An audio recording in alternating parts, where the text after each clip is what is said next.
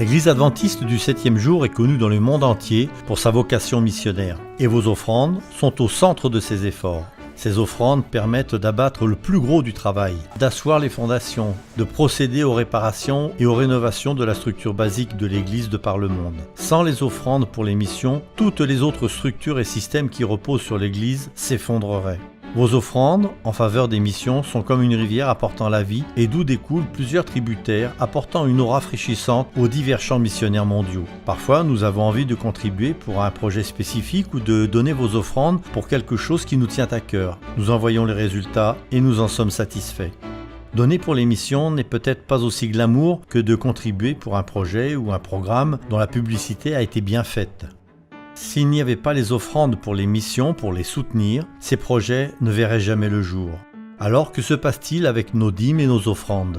Quand nous rendons à Dieu 10% de nos revenus sous forme de dîmes, l'Église adventiste utilise cet argent pour soutenir les pasteurs et les évangélistes aussi bien que certains enseignants ou autres ouvriers qui sont impliqués dans la propagation de l'Évangile. En première ligne de la mission, la dîme n'est pas utilisée pour financer les orphelinats, les écoles ou les programmes sur la santé. Elle ne couvre pas non plus les diverses dépenses opérationnelles. C'est l'argent des offrandes pour les missions qui remplit ce rôle. Comme vous pouvez le constater, nos offrandes pour les missions financent ce qui ne peut l'être par la dîme. Ainsi, quand les offrandes pour les missions accusent une baisse, l'œuvre dans le monde entier est freinée. Les projets missionnaires vacillent, le mouvement tâtonne.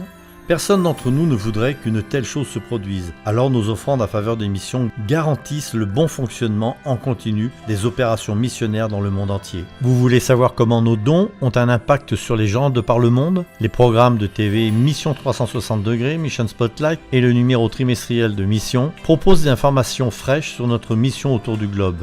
Ces récits vous font voyager dans des douzaines de pays pour vous faire vivre ce que les adventistes accomplissent dans les régions dont vous n'avez peut-être jamais entendu parler.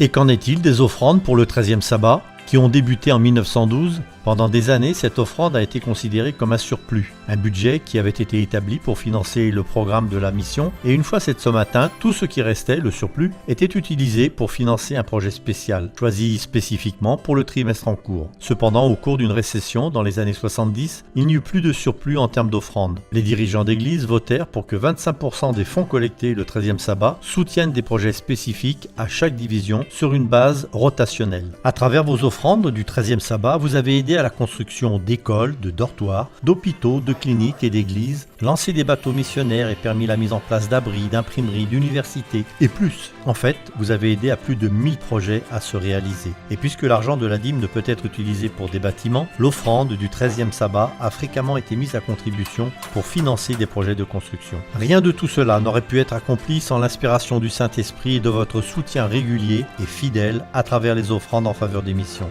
Nous vous encourageons à vous joindre aux adventistes où qu'ils soient afin de considérer dans un esprit de prière ce que vous pouvez faire pour maintenir un flot régulier d'offrandes pouvant apporter une eau vitale aux champs missionnaires mondiaux disséminés un peu partout dans le monde.